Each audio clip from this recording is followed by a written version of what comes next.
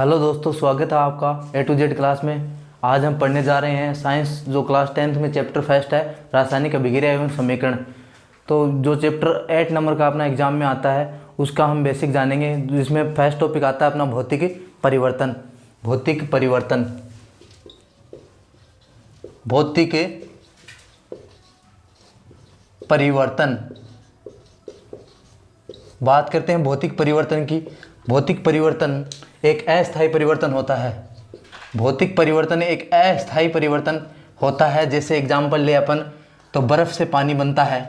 बर्फ़ से अपना क्या है, वो पानी बनता है। बर्फ़ से पानी बनता है और पानी से फिर वापस बर्फ़ बन जाती है। तो इसे हम उत्क्रमणीय अभिक्रिया बोल सकते हैं। उत्क्रमणीय अभिक्रिया बोल सकते हैं। उत्क्रमणीय अभिक्रिया बोल सकते हैं। और दूसरा एग्जाम्पल हम ले तो इसका हो गया मोम का पिघलना। मोम का पिघलना यानी कि पदार्थ के भौतिक गुणों में, यानी कि पदार्थ के भौतिक गुणों में परिवर्तन होता है, वह अपना भौतिक परिवर्तन कहलाता है या अपनी भौतिक अभिक्रिया कहलाती है। दूसरा अपना आता है रासायनिक परिवर्तन। रासायनिक परिवर्तन, रासायनिक परिवर्तन वह परिवर्तन जिसमें पदार्थ के रासायनिक गुणों में परिवर्तन हो जाता है। वह परिवर्तन जिसमें पदार्थ के रासायनिक गुणों में परिवर्तन हो जाता है। जैसे एग्जाम्पल लें तो हम मोमबत्ती का जलना,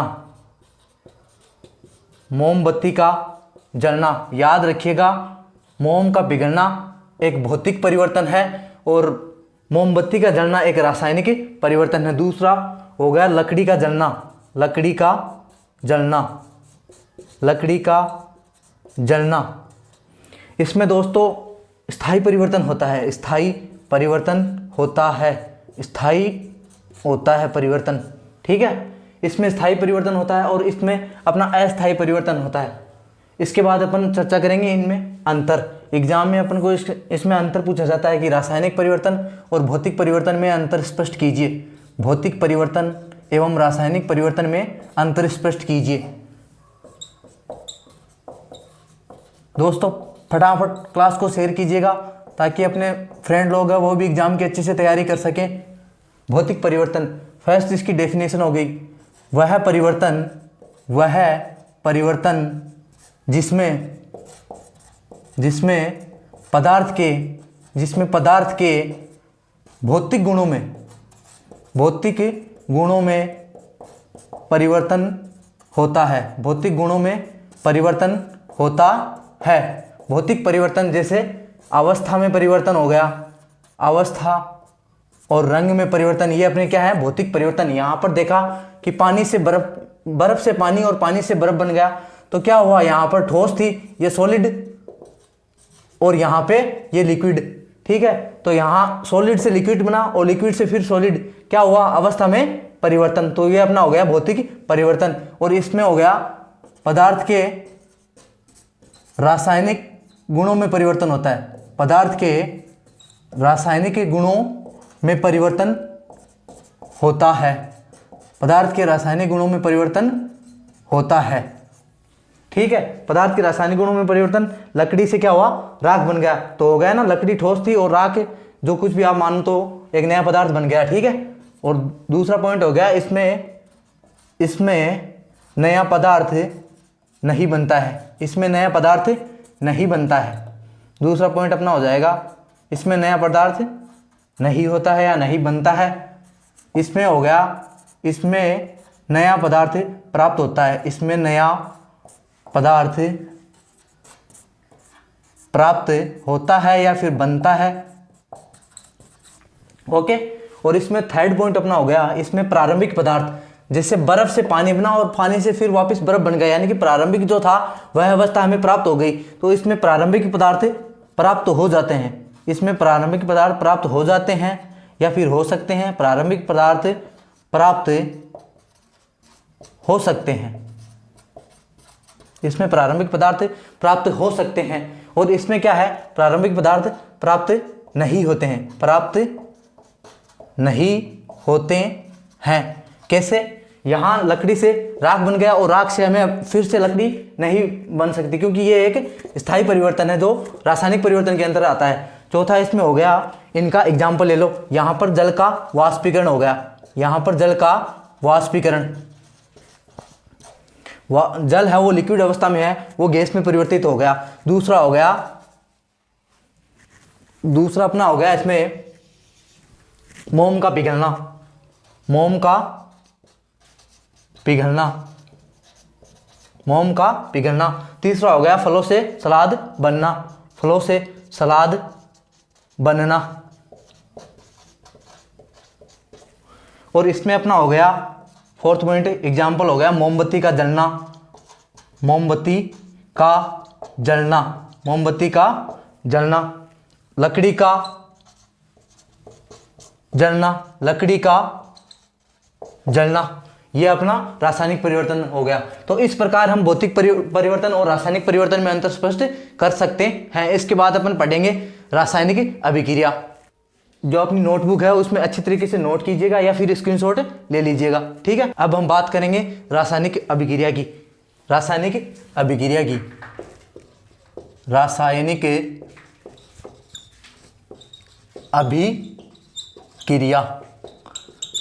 अभिक्रिया वह अभिक्रिया जिसमें पदार्थ के भौतिक गुणों में परिवर्तन हो जाता है, पदार्थ के भौतिक गुण बदल जाते हैं, रासायनिक अभिक्रिया कहलाती है। तो हम जानेंगे कि रासायनिक अभिक्रिया को अपन किस तरीके से पहचान सकते हैं। तो रासायनिक अभिक्रिया को पहचानने के मुख्यतः 4 तरीके हैं। वो तरीके आपको मैं लिख रहा हूं। पहला तरीका हो गया अवस्था में परिवर्तन। पहला तरीका होता है अवस्था में परिवर्तन, या अवस्था में परिवर्तन है, उससे अपन जान जाएंगे कि यहां पर रासायनिक अभिक्रिया है। दूसरा हो गया रंग आएगा। दूसरा हो गया रंग में परिवर्तन, या रंग पहचानने का जो तरीका है वो हो गया रंग में परिवर्तन। तीसरा आएगा अपना तापमान, और चौथा हो गया गैस का उत्सर्जन। अब पहला अपन देखेंगे, पहला अवस्था में परिवर्तन। अपन देखेंगे कि मैग्नीशियम को जब ऑक्सीजन की उपस्थिति में क्रिया करवाते हैं तो मैग्नीशियम ऑक्साइड का निर्माण होता है। डायग्राम के हिसाब से देखेंगे अपन, तो ये मान लो अपने पास है मैग्नीशियम का रिबन, ठीक है। जब इसको बर्नर के ऊपर गर्म करते हैं, ऑक्सीजन की उपस्थिति में जब ये क्रिया करता है, ये है मैग्नीशियम की छड़ मान लो, या फिर मैग्नीशियम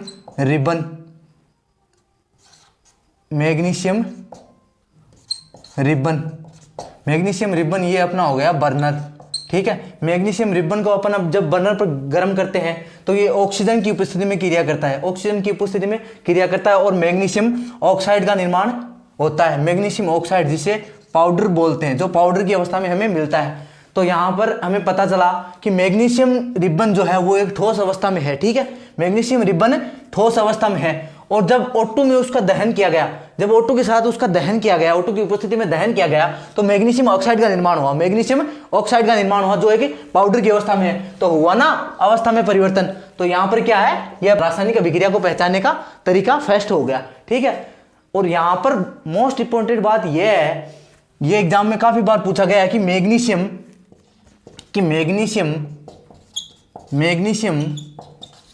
को जलाने से पहले रेजमाल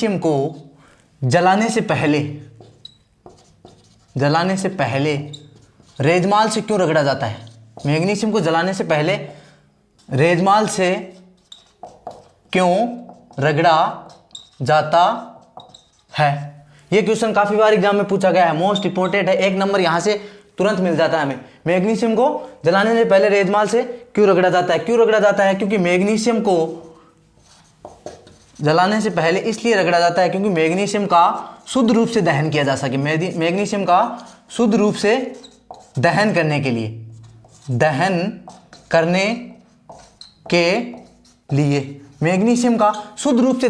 के लिए उससे पहले रेजमाल से रगड़ा जाता है। ये क्वेश्चन है वो काफी बार एग्जाम में पूछा भी गया है और अभी भी आने की संभावना है, तो इसको जरूर नोट कीजिएगा, ठीक है। दूसरा अपना आता है रंग में परिवर्तन। तो रंग में परिवर्तन चलो हम एग्जाम्पल की दृष्टि से समझते हैं। रंग में परिवर्तन, ये मान लो बीकर है अपने पास, और इसमें क्या है अपने पास है कॉपर सल्फेट का विलयन, CuSO4 का विलयन, CuSO4 का विलयन जो किस कलर का होता है, नीले कलर का होता है। किस कलर का होता है, नीले रंग का होता है, नीले रंग का होता है। कॉपर सल्फेट का विलयन नीले रंग का होता है। और जब हम इसमें लोहे की कील डालते हैं, जब हम इसमें लोहे की कील डालते हैं, आयरन Fe लोहे की कील डालते हैं, तो कुछ समय बाद अपन देखते हैं कि लोहा है वो कॉपर सल्फेट के साथ क्रिया करके फेरस सल्फेट का निर्माण करता है। जो इस पे एक ये जो नीला कलर था वो मलिन कलर में परिवर्तित हो गया, इस पर एक हल्के हरे रंग की परत आ गई, ठीक है। तो वना रंग में परिवर्तन हो गया। तो यहाँ पर क्या हुई, अपनी रासायनिक अभिक्रिया। इसकी समीकरण देखते हैं, CuSO4 प्लस आयरन Fe हो गया। कॉपर सल्फेट के विलयन में जब अपन लोहे की कील डालते हैं तो किसका निर्माण होता है, फेरस सल्फेट का निर्माण होता है, और कॉपर अपना अलग रह गया, ठीक है। फेरस सल्फेट का निर्माण हो गया। तो ये विलयन जो नीले कलर का था वो अपना क्या हो गया, मलिन हो गया, यानी कि हल्के हरे रंग का कलर हो गया ऊपर, ठीक है। इस पर फेरस सल्फेट की परत आ गई। तीसरा अपना इसमें हो गया, क्या आएगा, तापमान में परिवर्तन और गैस का उत्सर्जन। इसको देखते हैं, तापमान में परिवर्तन और गैस का उत्सर्जन, तापमान में परिवर्तन और गैस का उत्सर्जन, ठीक है। इसमें देखते हैं अपन, इसमें क्या है वो कि अपने पास जो है यहाँ पर H2SO4 है, ठीक है, H2SO4 सल्फ्यूरिक अम्ल। यहाँ पर नोट करने वाली बात यह है, काफी बार एग्जाम्पल में पूछा जाता है कि अम्लों का राजा किसे कहते हैं, अम्लों का राजा किसे कहते हैं, अम्लों का राजा किसे कहते हैं। तो क्या हो जाएगा अपना H2SO4 हो जाएगा, सल्फ्यूरिक अम्ल हो जाएगा। और जब अपन इसमें जब इसमें जेडन यानी कि जिंक यानी जस्ता यानी खनिज यानी जेडन को जब अपन H2SO4 में डालते हैं, जेडन के टुकड़े डालते हैं, तो क्या होता है, कुछ समय बाद अपन देखते हैं कि H2SO4 है, उसके साथ जब जेडन डाला जाता है उसमें, तो जेडन है वो जिंक के सल्फेट का निर्माण करता है, और यहां से कुछ समय बाद जो ऊष्मा बनती है वह H2 गैस में बाहर निकलती है। तो हुआ ना तापमान में परिवर्तन, ऊष्मा बनी तो तापमान में परिवर्तन हुआ, और यहां से क्या हुआ, H2 गैस का निर्माण हो गया और H2 गैस बाहर निकली। तो यहां पर गैस का भी उत्सर्जन हुआ, प्लस में तापमान में भी परिवर्तन हुआ। क्यों, क्योंकि H2SO4 के साथ जेडन क्रिया करता है तो तापमान में परिवर्तन होता है, तब जिंक सल्फेट का निर्माण होता है और H2 गैस बाहर निकलती है, ऊष्मा के रूप में बाहर निकलती है। तो ये अपना थर्ड पॉइंट भी कंप्लीट होगा। और इसके बाद अपन चर्चा करेंगे रासायनिक समीकरण की, इसके बाद अपन चर्चा करेंगे रासायनिक समीकरण की। उम्मीद करता हूं कि अच्छे से अच्छा आपको समझ में आ रहा है। तो आप है ना मेरा मनोबल बढ़ाने के लिए जो क्लास है उसको अपने दोस्तों के साथ शेयर कीजिएगा, ताकि अधिक से अधिक लोग जुड़े तो पढ़ने में मजा आए, ठीक है। तो इसके आगे नेक्स्ट अपन पढ़ते हैं रासायनिक समीकरण। तो अब अपन देखेंगे कि रासायनिक समीकरण क्या होता है, ठीक है। रासायनिक समीकरण, रासायनिक अभिक्रिया अच्छे से आपको बताया गया है, उम्मीद करता हूं कि अच्छे से समझ में आ गया होगा। अब अपना आ गया रासायनिक समीकरण। रासायनिक समीकरण, जब दो या दो से अधिक तत्व है, जब दो या दो से अधिक तत्व है, या जब दो या दो से अधिक पदार्थ ठीक है, जब दो या दो से अधिक तत्व है या दो या दो से अधिक पदार्थ एक निश्चित अनुपात में मिलकर एक नए उत्पाद का निर्माण करते हैं, वहां पर रासायनिक समीकरण होता है, ठीक है। रासायनिक समीकरण, इसकी डेफिनेशन हो गई, जब दो या दो से अधिक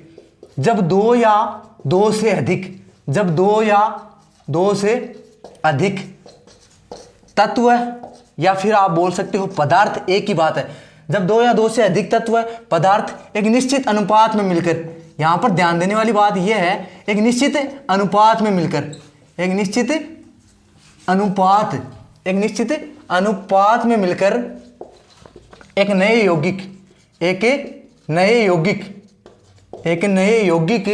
नए उत्पाद, ठीक है, एक नए उत्पाद का निर्माण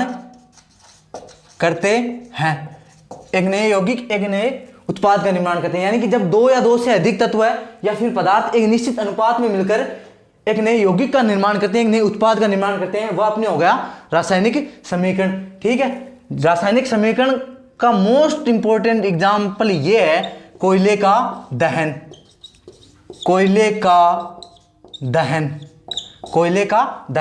जब कोयला यानी कि सी कार्बन, ठीक है, कोयला कार्बन का दहन ऑक्सीजन की उपस्थिति में, ठीक है, जब कोयले को ऑक्सीजन की उपस्थिति में दहन किया जाता है या फिर जलाया जाता है तो अपना क्या बनता है, कार्बन डाइऑक्साइड गैस। क्या बनता है, कार्बन डाइऑक्साइड गैस का निर्माण होता है। कार्बन डाइऑक्साइड गैस का निर्माण होता है, यानी कि कार्बन है वो ऑक्सीजन के साथ क्रिया करता है और ऑक्सीजन से कनेक्ट हो जाता है तो अपना कार्बन डाइऑक्साइड का निर्माण होता है। ठीक है, अब अपन बात करेंगे कि ये जो एरो है वो अपना रासायनिक समीकरण में जो एरो होता है उसका जो बायां पक्ष है, जो रासायनिक समीकरण में एरो जिसे हम तीर का निशान बोलते हैं, एरो बोलते हैं, उसका जो ये अपना बायां पक्ष है, ठीक है, उसको अपन बोलते हैं अभिकारक।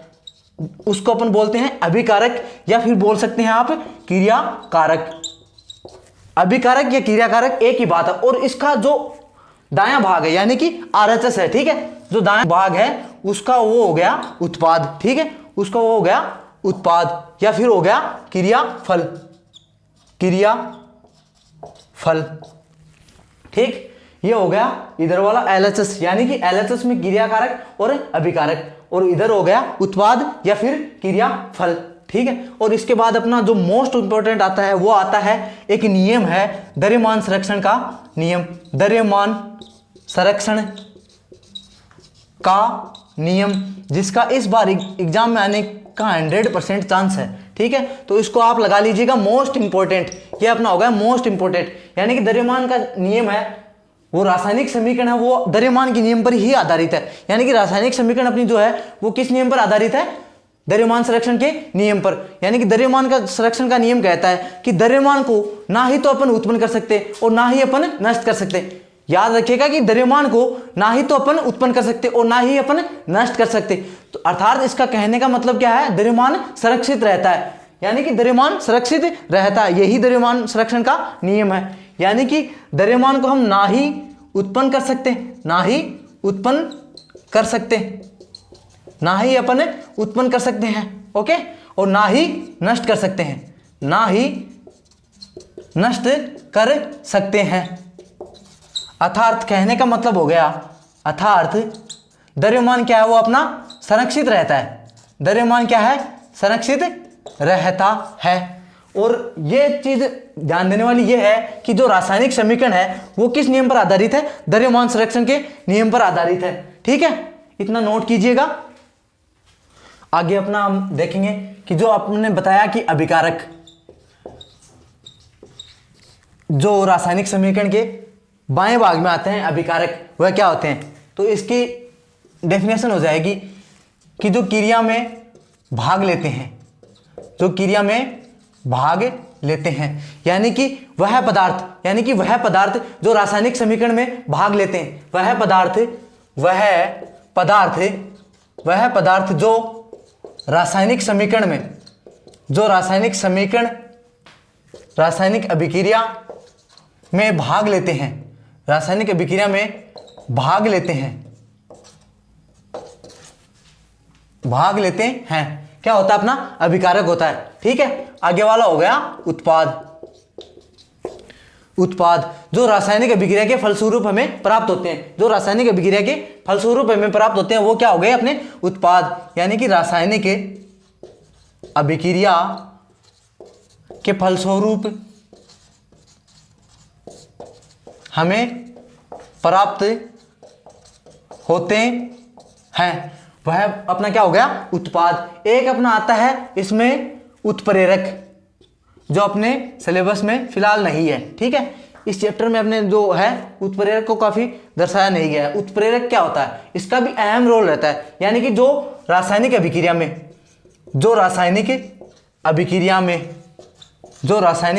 में भाग नहीं लेते हैं, जो रासायनिक अभिक्रिया में भाग नहीं लेते हैं, परंतु अभिक्रिया के वेग में परिवर्तन कर देते हैं, अभिक्रिया के वेग में परिवर्तन कर देते हैं। यानी कि उत्प्रेरक जो मुख्यतः रासायनिक अभिक्रिया में भाग तो नहीं लेते, बट वो क्या है? अभिक्रिया के वेग में परिवर्तन कर देते हैं। यानी कि इसकी भी अहम भूमिका रहती है, किसमें? रासायनिक अभिक्रिया में। इसके बाद रासायनिक समीकरण जो है उसके दो प्रकार होते हैं। ठीक है, रासायनिक समीकरण के दो प्रकार होते हैं। पहला हो गया संतुलित समीकरण, ठीक है, दूसरा हो गया असंतुलित। पहला संतुलित समीकरण, दूसरा हो गया असंतुलित समीकरण, असंतुलित समीकरण।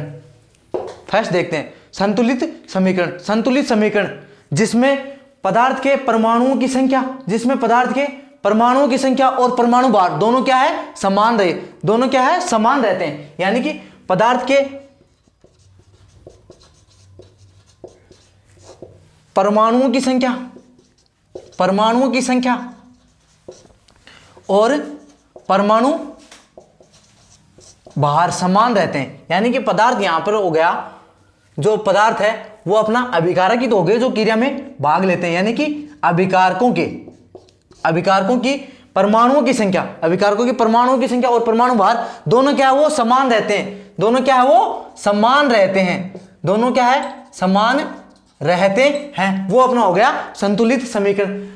जो आपने कोयले का दहन देखा था, कोयले को जलाया था या कोयले का दहन है, यानी कि कार्बन है वो ऑक्सीजन के साथ क्रिया करके CO2 का निर्माण होता है। ठीक है, कार्बन डाइऑक्साइड का निर्माण होता है। यहां कार्बन एक है, यहां पर भी कार्बन एक है, यहां ऑक्सीजन 2, यहां पर भी ऑक्सीजन 2। ठीक है, तो यहां पर ये क्या है, संतुलित समीकरण। अब अपना आता है असंतुलित समीकरण, जिसको कंकाली रासायनिक समीकरण के नाम से भी जाना जाता है। कंकाली रासायनिक समीकरण, कंकालिक रासायनिक समीकरण। एग्जाम में हमेशा पूछा जाता है कि कंकाली रासायनिक समीकरण किसे कहते हैं। ये कभी नहीं आएगा, असंतुलित समीकरण कभी नहीं आता। क्यों? क्योंकि अपन को कंफ्यूजन में डालने के लिए क्या दिया जाता है, रासायनिक, कंकाली रासायनिक समीकरण। ठीक है, इसको कंकाली रासायनिक समीकरण बोलते हैं। और इसमें जो है परमाणु की संख्या और परमाणु भार क्या होते हैं, असमान होते हैं, यानी कि असंतुलित रहते हैं। इसमें परमाणु की संख्या और परमाणु भार क्या है, असमान रहते हैं, असमान रहते हैं। जैसे अपन देखते हैं कि मैग्नीशियम है वो ऑक्सीजन की उपस्थिति में क्रिया करता है। ठीक है, तो मैग्नीशियम ऑक्साइड का निर्माण होता है, मैग्नीशियम ऑक्साइड का निर्माण होता है। यहां पर ऑक्सीजन 2 है, यहां पर ऑक्सीजन 1 है, तो ये क्या हो गया, असंतुलित समीकरण हो गई। ठीक है, तो नोट कीजिएगा इतना। इससे आगे अपन पढ़ेंगे कि ये जो असंतुलित समीकरण है, यानी कि जो कंकाली रासायनिक समीकरण है, उसको अपन संतुलित किस प्रकार से कहते हैं। यानी कि जो असंतुलित समीकरण होती है उसको संतुलित करने की भी क्या कोई विधि है, तो इससे आगे अपन उस विधि के बारे में जानेंगे। ठीक है, इसकी जो विधि है उसका नाम है हिट एंड ट्रायल विधि, हिट एंड ट्रायल विधि, हिट एंड ट्रायल विधि, हिट एंड ट्रायल विधि। यानी कि असंतुलित समीकरण को संतुलित करने की विधि है वो अपनी क्या है, हिट एंड ट्रायल विधि है, जिसका दूसरा नाम है अनुमान विधि, जिसका दूसरा नाम है अनुमान विधि। हनुमान नहीं, ये अनुमान विधि है। ठीक है, असंतुलित समीकरण को संतुलित करने की विधि, असंतुलित समीकरण को संतुलित करने की विधि, असंतुलित समीकरण को संतुलित करने की विधि जो अपनी है वो आती है हिट एंड ट्रायल विधि। ठीक है, तो इसको अपन एक एग्जांपल के दृष्टि से समझेंगे। जो मोस्ट इंपोर्टेंट एग्जाम है ग्लूकोज का निर्माण। ग्लूकोज का निर्माण कब होता है, जब कार्बन डाइऑक्साइड और जल दोनों प्रकाश संश्लेषण और क्लोरोफिल की उपस्थिति में जब क्रिया करते हैं तो अपना ग्लूकोज का निर्माण होता है। तो आइए चलो देखते हैं ग्लूकोज का निर्माण किस प्रकार होता है। ग्लूकोज का निर्माण, ग्लूकोज का निर्माण। ठीक है, तो कार्बन डाइऑक्साइड जो गैस है वो जल के साथ जब क्रिया करता है, ठीक है, कार्बन डाइऑक्साइड गैस और जल दोनों जब प्रकाश संश्लेषण, प्रकाश संश्लेषण, प्रकाश संश्लेषण और क्लोरोफिल, प्रकाश संश्लेषण और क्लोरोफिल दोनों की उपस्थिति में जब क्रिया करता है तो C6H12 और O6, C6H12 और O6 प्लस में O2 प्लस में H2O, यानी कि C6H12 O6 जो क्या है, ग्लूकोज है, जो क्या है, ग्लूकोज का रासायनिक सूत्र है, जो क्या है, अपना ग्लूकोज है। और इसके साथ में ऑक्सीजन गैस और जल दोनों का निर्माण होता है। तो अब इसको देखेंगे कि किस प्रकार से अपन संतुलित करते हैं। तो इसका इधर वाला यानी कि बायां पक्ष ले लेते हैं। बाएं पक्ष में कार्बन और ऑक्सीजन और जल। ठीक है, यहां पर कार्बन का 1 अणु है, यहां पर ऑक्सीजन का 2 और 1 3 अणु हो गए, 2 और 1 3 अणु हो गए। हाइड्रोजन कितने हैं हमारे पास, 2 है। अब इधर वाला दाएं पक्ष ले लेते हैं। दाएं पक्ष में कार्बन हो गया, ऑक्सीजन और हाइड्रोजन। कार्बन कितने हैं, 6 अपने पास क्या है, 6 कार्बन है। और ऑक्सीजन, ऑक्सीजन देखते हैं, 6 ऑक्सीजन इधर, 2 ये और 1 ये, 6 + 2 + 1 कितने हो गए, 3, 9 हो गए, सॉरी 9, 6 और 2 8, 1 9। हाइड्रोजन अपने पास क्या हो गए, 12 इधर और 2 इधर कितने हो गए, 14 हो गए। 12 इधर और 2 इधर कितने हो गए, 14। अब अपन देखेंगे कि 1 कार्बन इधर है, 6 कार्बन इधर है। अगर मैं यहां पर 6 से मल्टीप्लाई कर देता हूं तो इधर भी 6 कार्बन हो गए और इधर भी 6 कार्बन हो गए। इधर 6 कार्बन यहां पर, ठीक है, इधर 6 कार्बन यहां पर, इधर 6 कार्बन यहां पर हो गए और इधर भी 6 कार्बन है। कार्बन के परमाणुओं की, अणुओं की संख्या समान हो गई, ठीक है। अब अपन बात करते हैं हाइड्रोजन की, ठीक है, बात करते हैं हाइड्रोजन की। हाइड्रोजन यहाँ पर 2 है और यहाँ पर 12 और 2 14 है अपने पास। अब मान लीजिए मैं यहाँ से 12 से मल्टीप्लाई करता हूँ, मैं यहाँ से 12 से मल्टीप्लाई करता हूँ, यानी कि मैं ब्लैक से लिख लेता हूँ ताकि देखने में आसानी रहे। 12 से मल्टीप्लाई कर देता हूँ तो इधर अपने हाइड्रोजन है वो 12 × 2 कितने हो गए, 24, यानी कि 24 अपने पास इधर हाइड्रोजन है। और इधर देखते हैं कि 12 तो यहाँ पर है, 12 यहाँ पर है, 2 यहाँ पर 14। अब यहाँ पर अगर मैं 6 कर देता हूँ, यानी कि 12 ही मैं इधर कर देता हूँ, 12 और 12 कितने हो गए, 24, और 24 ही अपने पास इधर है, ठीक है। तो इसको यहाँ से 12 यानी कि 12 और 2 जब मल्टीप्लाई करेंगे तो क्या होगा, 24 हो जाएगा। इधर 24 हो गया और इधर 14 ये अपने पास पहले से है और यहाँ पर मैं 6 से गुणा कर दूंगा तो ठीक है, इधर भी 24 हो गए और इधर भी 24 हो गए। हाइड्रोजन अपना हो गया। अब अपन बात करते हैं ऑक्सीजन की। ऑक्सीजन इधर देखते हैं, 6 और 2 को गुणा करते हैं तो यह कितना हो गया, 12, और 12 इधर है तो 12 और 12 कितने हो गए, 24 हो गए। अब इधर आ जाओ, इधर देखते हैं ऑक्सीजन 6 यहाँ पर है, 6 यहाँ पर है, 12 हो गए, ठीक है। 6 यहाँ पर 12 और यहाँ पर जब मैं 6 लिखता हूँ तो ये भी कितने हो गए, 12 और 12 कितने हो गए, 24 ही इधर है, ठीक है। तो ऑक्सीजन भी दोनों तरफ समान हो गई और हाइड्रोजन भी अपने पास समान मिल गया, यहाँ पर भी 24 और यहाँ पर भी 24। तो यहाँ पर 12 × 2 हो गया, ये भी 24 हो गया और ये भी अपना 14 की जगह 24 हो गया कि अपने संतुलित कर दिया। और ऑक्सीजन भी हमारे पास कितने हो गए, 24 ही इधर हो गए और 24 ही इधर हो गए। अब ये जो समीकरण है अपनी वो पूर्णतया संतुलित हो गई है। तो अब अगर एग्जाम में जब अपन को पूछा जाता है तो वो किस प्रकार से पूछा जाता है, वो पूछा जाता है कि ग्लूकोज के निर्माण की संतुलित रासायनिक समीकरण लिखिए, ठीक है। तो अपने को ये वाली असंतुलित वाली नहीं लिखनी है, ये लिखनी है कि 6CO2 + 12H2O। तो ग्लूकोज जब प्रकाश संश्लेषण और क्लोरोफिल दोनों की उपस्थिति में जब क्रिया करता है तो ग्लूकोज का निर्माण होता है। C6H12O6 जो क्या है, ग्लूकोज का क्या है, रासायनिक सूत्र है, ठीक है। तो इसके बाद क्या बनता है अपना, ऑक्सीजन और जल दोनों बनते हैं। तो हमें एग्जाम में जब भी पूछा जाए तो यही समीकरण लिखनी है, इसको नोट कीजिएगा और मोस्ट इंपोर्टेंट लगा लीजिएगा। एग्जाम में 1 नंबर ये पक्का आपको दिलवाएगा, ठीक है। हीट एंड ट्रायल विधि हो गई, जो असंतुलित समीकरण है उसको संतुलित करने की विधि है वो हो गई। और इसके बाद अपन देखेंगे कि रासायनिक अभिक्रिया के कितने प्रकार होते हैं, कौन कौन सी रासायनिक अभिक्रियाएं होती हैं। इसको अपन एक नई क्लास में आते हैं और नए जोश के साथ, नए अंदाज के साथ पढ़ते हैं। तब तक आप इस क्लास की तैयारी अच्छे से कीजिएगा, अच्छे से नोट बनाइएगा, अच्छे से पढ़िएगा ताकि जो एग्जाम की तैयारी है वो अपनी अच्छे से हो सके, ठीक है। तो मिलते हैं एक नए अंदाज और नए जोश के साथ। तब तक आप वीडियो को लाइक और चैनल को सब्सक्राइब जरूर कीजिएगा, क्योंकि जो अपनी क्लास की जो नोटिफिकेशन है वो आपको तुरंत मिल जाए, ठीक है। तो चलते हैं और मिलते हैं एक नए दिन, एक नई क्लास और एक नए अंदाज के साथ, ठीक है।